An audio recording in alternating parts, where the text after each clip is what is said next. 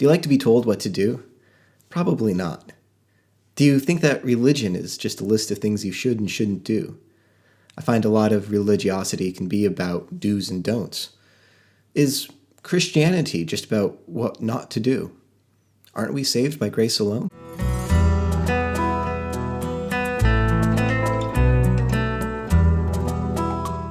As a Christian, I would wholeheartedly agree that we are saved by grace alone. We don't work to earn favor with God. But how can we relate to the Apostle Paul?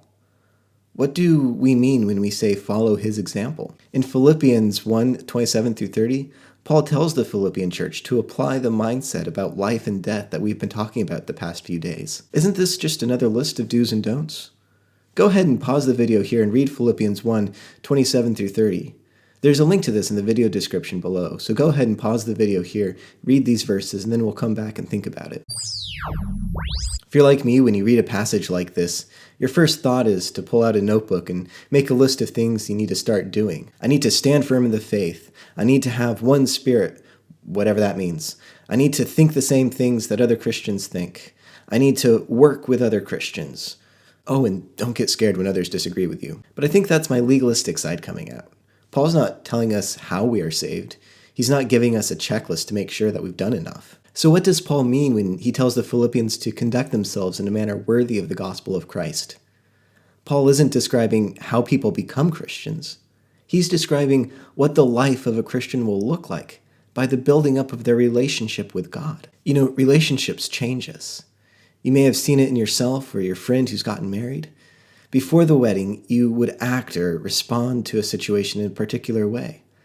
But after committing to this relationship and living with the person, there's a shift in the way that you relate to the world. Paul is describing how believing in Jesus changes the way that people live.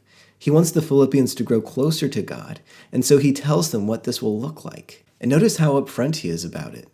You know, this isn't a primrose path. It takes a lot of hard work and energy to have this type of relationship.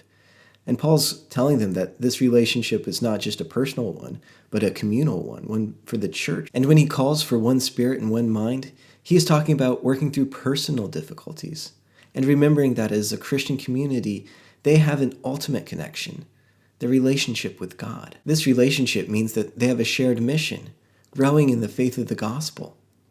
This is both a personal mission and a public mission. Each person individually has a relationship with God. The church as a group of believers has a relationship with God. And in this relationship, God calls both the individual and the group to share their faith, both with each other and with the world. Paul's clear that this isn't easy. There's a lot of pushback against the faith. There's conflicts both internally and externally. But there is one God who has the power to save, and he's done so. And this is what we celebrate at Christmas. So from this, let's ask ourselves, how is my relationship with God changing me? How am I doing at loving my neighbors, both in the church and in the world?